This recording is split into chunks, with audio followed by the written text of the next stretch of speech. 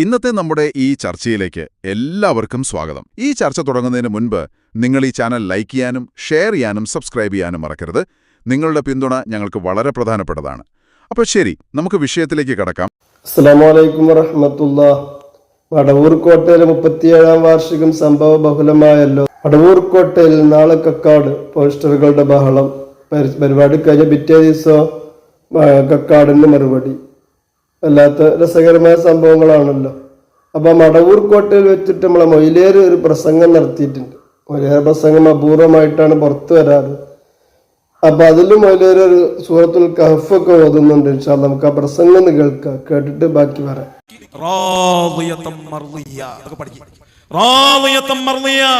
അല്ലാഹുവിന് എന്താണോ പൊരുത്തം അതിൽ തന്നെ അവർ ജോലിയാകുമ്പോൾ പിന്നുണ്ടാകുന്ന അവസ്ഥയാണ് മർളിയത്ത്. എന്താണോ അവിടുത്തെ തീരുമാനം അതെന്നെ എന്റെ തീരുമാനം എന്ന് അല്ലാഹി തീരൽ. അതാണ് റാളിയത്ത്, മർളിയത്ത്. അതല്ലേ ഖിദർ അലൈഹിസ്സലാം, സയ്യിദുൽ ഖൗം വലിയ ഇബ്നു മൽകാൻ ഖിദർ അലൈഹിസ്സലാത്തു വസ്സലാം ഖുർആനിൽ ഖിദർ പറഞ്ഞു കണ്ടില്ലേ, ഫഅറദ്നാ, നമ്മൾ തീരുമാനിച്ചു, അയ്യുബ്ദിലഹുമാ റബ്ബുഹുമാ, അല്ലാഹു അവർക്ക് പകരം കൊടുക്കണമെന്ന് നമ്മൾ തീരുമാനിച്ചു. അല്ലാഹു കൊടുക്കണമെന്ന് ആര് തീരുമാനിച്ചെന്നാ? ഖിദർ അലൈഹിസ്സലാം തീരുമാനിച്ചു, നമ്മൾ തീരുമാനിച്ചു. ഖിദറാ പറയുന്നത്. അത് അല്ലാഹുവിന്റെ കലാം സൂറത്തുൽ കഹ്ഫിലെ ആയത്താണ്. ഫഅറദ്നാ, നമ്മൾ തീരുമാനിച്ചു, അയ്യുബ്ദിലഹുമാ റബ്ബുഹുമാ, ഓല റബ്ബ് ഓൽക്ക് കൊടുക്കാൻ എന്ത് അതിനെക്കാട്ടി നല്ല മക്കളെ കൊടുക്കണമെന്ന് നമ്മൾ തീരുമാനിച്ചു. കണ്ട ബല തീരുമാനിക്കുന്നത് എന്നാ ശൈഖുനാ മടവൂര് തീരുമാനിച്ചത്. തങ്ങളോട് വന്ന് പറഞ്ഞപ്പം അങ്ങനെ തന്നെ വേണ്ട. 35 കൊല്ലം കേട്ടല്ലോ.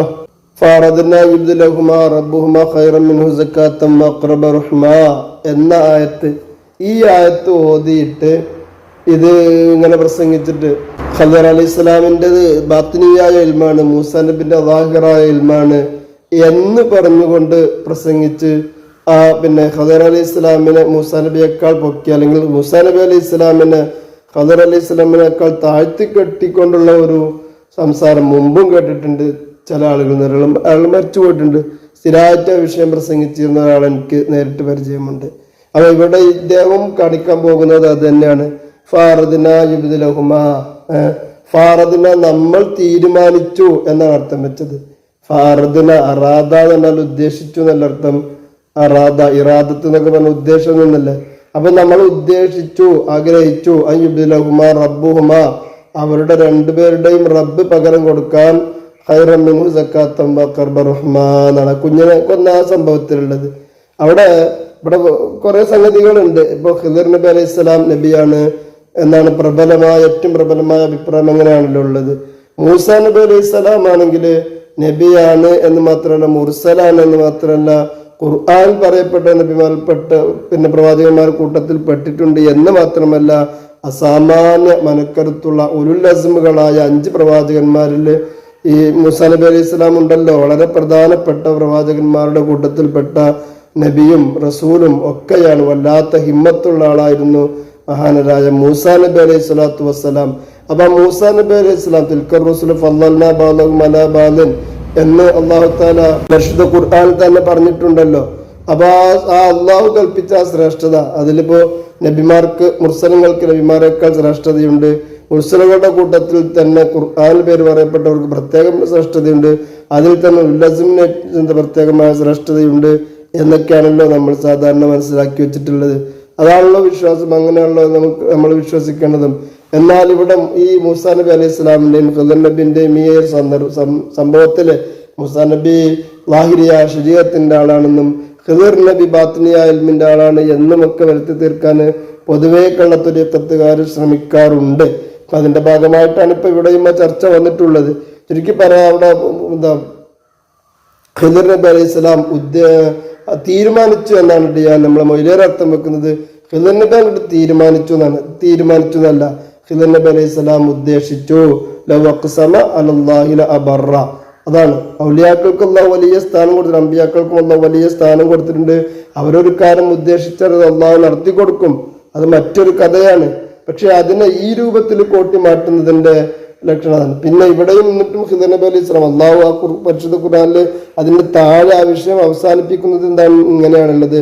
വമാ ഫഅൽതുഹു അൻ അംരി, വമാ ഫഅൽതുഹു അൻ അംരി, ഇതൊന്നും ഞാൻ എന്റെ വക ചെയ്തതല്ല, ഇത് എന്റെ വക ചെയ്തതല്ല, അഥവാ എകൽ കൂടാതെ ഞാൻ ചെയ്തില്ല ഒന്നുമേ എന്നാണ് നിന്നെ പറയുന്നും കേട്ടോവർ എന്ന് മുഹദ്ദിമാരിൽ പറഞ്ഞതുപോലെ സ്വന്തം ഇഷ്ടത്തിന് ചെയ്യുകയല്ല എന്ന്. അഥവാ മൊബൈൽ കൊടുത്തത് പോലെയല്ല ഔലിയാക്കൾക്ക് കറാമത്ത് കൊടുത്താൽ, അമ്പിയാക്കൾക്ക് മോചിസത്ത് കൊടുത്താൽ അതും ഒന്നും എന്തല്ല, പിന്നെ മൊബൈൽ ഫോണ് ഒരാൾ മറ്റൊരാൾക്ക് കൊടുത്തത് പോലെയല്ല എന്നർത്ഥം.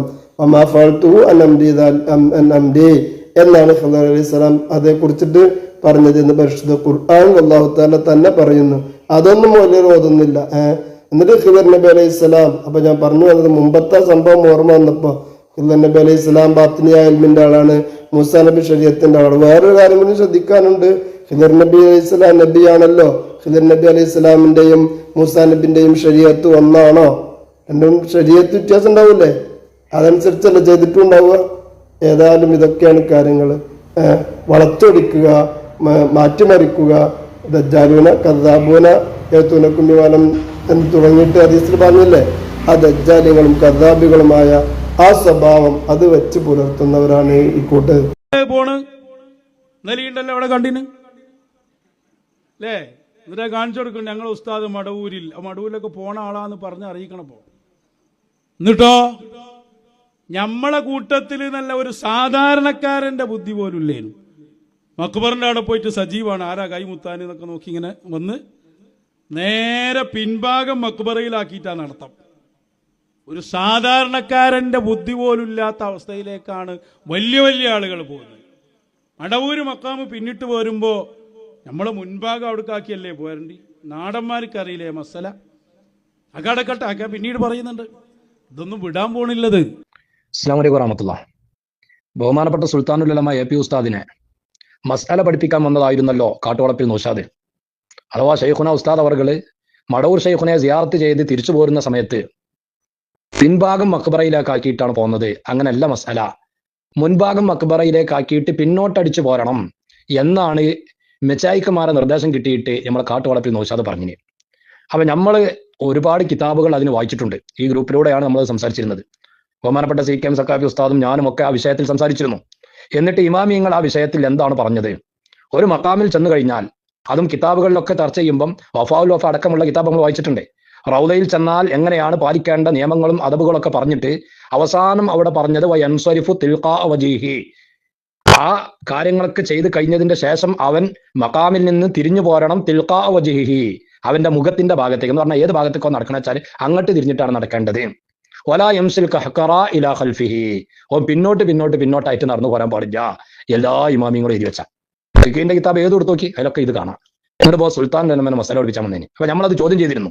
പക്ഷെ ഇതുവരെ അതിനെ സംബന്ധിച്ച് മുണ്ടിട്ടില്ല.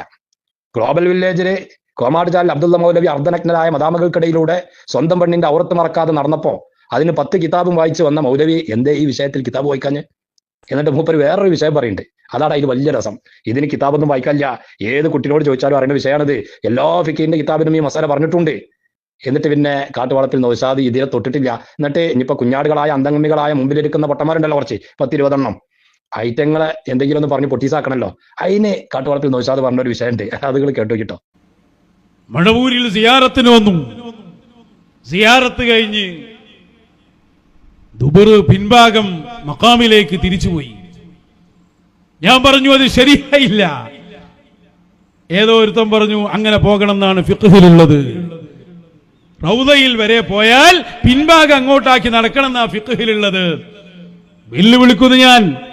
ഏതോ ചോട്ടകൾ, അവർക്ക് മറുപടിയില്ല. അതേ സമയത്ത് അപ്പറഞ്ഞ ആശയം ഉത്തരവാദിത്തപ്പെട്ട ഒരു മുഷാവറ മെമ്പറോ സംഘടനയുടെ ഉത്തരവാദിത്തപ്പെട്ട ആളോ ഇബാറത്ത് വായിച്ചൊന്ന് മുന്നോട്ട് വന്നാൽ ഡസൻ കണക്കിന് തെളിവുകളുമായി മശായിഖുമാരുടെ ദർബാറുകളിലേക്ക് പിൻഭാഗം തിരിക്കരുത് എന്ന് തെളിയിക്കാൻ സാവിയത്തു സൂഫിയ തയ്യാറാണ് എന്ന് ഞങ്ങളിവിടെ.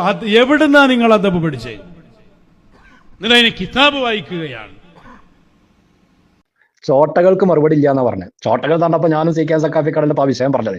അപ്പൊ ഞമ്മക്ക് മറുപടി ഇല്ല എന്നാണ് ഇപ്പൊ ഈ പറഞ്ഞത്. എന്നാൽ ഈ ചങ്ങായി ഇപ്പൊ ഇത്രയും കാലം ആർക്കേ മറുപടി പറഞ്ഞിന്? ഞമ്മക്ക് വേണ്ടി മാത്രമല്ല, ഇതിലുള്ള സാധാരണക്കാര് എന്തെങ്കിലും ഒരു വിഷയം സംസാരിച്ചാൽ അതിന് വരെ സ്റ്റേജിൽ മറുപടി പറഞ്ഞ ആളാ.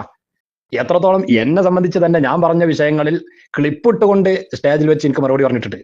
CKM സക്കാഫിക്ക് മറുപടി പറഞ്ഞിട്ടുണ്ട്. ഈ വിഷയത്തിൽ കാര്യമായിട്ട് പ്രതികരിച്ച ഞാനും CKM സക്കാഫിയാണ്. അതുകൊണ്ട് ചോട്ടകൾക്ക് മറുപടി ഇല്ലാന്ന്. എന്താ ഇല്ലാത്ത മറുപടി പറയാനില്ല. ഇമാമിയങ്ങൾ മുഴുവൻ പഠിപ്പിച്ചതിനെതിരാ ഈ ചൈത്താമാരുടെ അടുക്കൽ നിന്ന് കിട്ടുന്ന നിർദ്ദേശം അനുസരിച്ച് ഈ കാട്ടുവളപ്പിൽ നൗഷാദ് പറഞ്ഞത്. അപ്പൊ പിന്നെ അതിൽ എവിടുന്ന് കിതാബ് വായിക്കാനാ? അപ്പൊ പറയാ ഉത്തരവാദിത്തപ്പെട്ട മുഷാവറ മെമ്പർമാർ പിന്നെ മറുപടി പറയണല്ലോ കിതാബ് വായിച്ചിട്ട്, എന്നാലേ ഇപ്പൊ മുണ്ടുള്ളൂ എന്ന്. ഇതിനെന്തെന്നാ പറയാ? മിതമായ ഭാഷയിൽ ഇതിന് പറയുകയാണെങ്കിൽ ഞാനിപ്പോ പറഞ്ഞില്ല. ഇപ്പൊ നമ്മളെ പറഞ്ഞാണ്ട് എന്താവണ്ട, അധികമാവണ്ടെന്ന് വിചാരിച്ചിട്ടാ. ആൺകുട്ടിയാണെങ്കിൽ ആർജവമുണ്ടെങ്കിൽ ഈ ഗ്രൂപ്പിൽ തൊള്ള തുറക്കുന്ന ഓരോന്നിനും മറുപടി സ്റ്റേജ് കെട്ടി പറയുന്ന ഒട്ടൂരികളെ ഏതെങ്കിലും ഒരുത്തൻ നിങ്ങളെ കൂട്ടത്തിൽ, മറ്റേ കുഞ്ഞാമിന്റെ ഭാഷ പറയുകയാണെങ്കിൽ ആണായി പറഞ്ഞവരുണ്ടെങ്കിൽ, കുഞ്ഞാമി പിന്നെ വേറെ കുറെ പറയണ്ട, ഞാൻ പറഞ്ഞില്ല, അങ്ങനത്തെ ഒരൊറ്റ ഒരുത്തൻ കൂട്ടത്തിലുണ്ടെങ്കിൽ ഏതെങ്കിലും ഒരു കിതാബ് വായിച്ച് ഞങ്ങൾ ഇവിടെ സമർത്ഥിച്ച വലായം ഖൽഫിഹി ഇമാമിങ്ങളുടെ കിതാബിൽ നിന്ന് വായിച്ചതിന് എതിരായിട്ട് ഏതെങ്കിലും ഒരു കിതാബിന്റെ ഇബാറത്ത് വായിക്കാൻ ഈ വട്ടൂരികൾ നമ്മൾ വെല്ലുവിളിക്കുക. നിങ്ങൾക്ക് കഴിയൂലേ? ബീരാണ്ടിനെ, സുലൈമാണ്ടിനെ, കോമാണ്ടിനെ ആരെ നിങ്ങളെ മെച്ചായിക്കച്ചാൽ ഓല കൊണ്ടുവന്നോടി പാറി ചങ്ങാമാരെ മറുപടി. എന്നിട്ട് പറയാ ഉത്തരവാദിത്തപ്പെട്ട മുഷാവറ മെമ്പർമാർ കിതാബ് വായിച്ച് പറയുകയാണെങ്കിൽ ഞാൻ മറുപടി പറയുന്നത്. എന്നിട്ട് അതിനല്ലോ ഒക്കെ പറഞ്ഞ് കുറച്ച് പൊട്ടന്മാർ മുമ്പിൽ എന്താ ചെയ്യാ? മറുപടി പറയാൻ കഴിയൂല എന്ന് കണ്ടപ്പോൾ നമ്മൾ ചോട്ടകളായി. അതേ സമയത്ത് ഞങ്ങളെ സംബന്ധിച്ച് തന്നെ പ്രസ്ഥാനത്തിന്റെ ഉത്തരവാദിത്തപ്പെട്ട വലിയ വലിയ സക്കാഫിമാര്, വലിയ വലിയ അഹ്സനിമാര് എന്ന് പറഞ്ഞിട്ട് പറയുന്നുണ്ട് സ്റ്റേജ് വന്ന്. അതുകൊണ്ട് അപ്പൊ നമ്മൾ വലിയ വലിയ ആളുകളായി. ഇവരെ വീരാണ്ടിനെയും സുലൈമാണ്ടിനെയും കോമാണ്ടിനെയും ഒക്കെ നമ്മൾ ഇവിടെ നിർത്തിപ്പൊരിക്കുന്ന സമയത്ത് ഓരോ മെശായഖന്മാരെ ചീത്ത പറയാണ്. അത് ആരാ പറഞ്ഞത്? പ്രസ്ഥാനത്തിന്റെ വലിയ വലിയ ആളുകളായ സക്കാഫിമാരെ, അഹ്സനിമാരെന്ന്. അതാരെ പറ്റി പറഞ്ഞത്? നമ്മളെ പറ്റിയാണ് പറഞ്ഞത്. എന്നെ പറ്റും, CKM സക്കാഫിനെ പറ്റും, ആസിഫ് സക്കാഫിനെ പറ്റിയൊക്കെ അങ്ങനെ പറഞ്ഞത്. അപ്പൊ അവിടെ വലിയ വലിയ ആളുകളായി. ഇവിടെ മറുപടി ഇല്ല നടപ്പ ചോട്ടകളായി. എന്റെ പ്രിയ കൂട്ടുകാരൻ, സുന്നത്ത് ജമാഅത്തിന്റെ കാര്യങ്ങളിൽ അൽഹംദുലില്ലാഹ് സജീവമായി അവിടുത്തെ സമയങ്ങൾ ദീനിന് വേണ്ടി ചെലവഴിക്കുന്ന ഒരു വ്യക്തിത്വമാണ്. അതുകൊണ്ട് എന്റെ പ്രിയപ്പെട്ട മുഅ്മിനീങ്ങളോട്, മുഅ്മിനാത്തുകളോട് ഓർമ്മപ്പെടുത്തുന്നു, നമ്മളാൽ കഴിയുന്ന ഒരു ചെറിയ സഹായം അക്കൗണ്ടിലേക്ക് നിങ്ങൾ എത്തിച്ചു കൊടുക്കണം. നിങ്ങൾ നൽകുന്ന സ്വാലിഹായ സ്വതക്ക അല്ലാഹു നാളെ ദുനിയാവിലും ആഖിറത്തിലും വലിയ ഫലമുള്ള സ്വതക്കയായി അല്ലാഹു കബൂൽ ചെയ്യട്ടെ.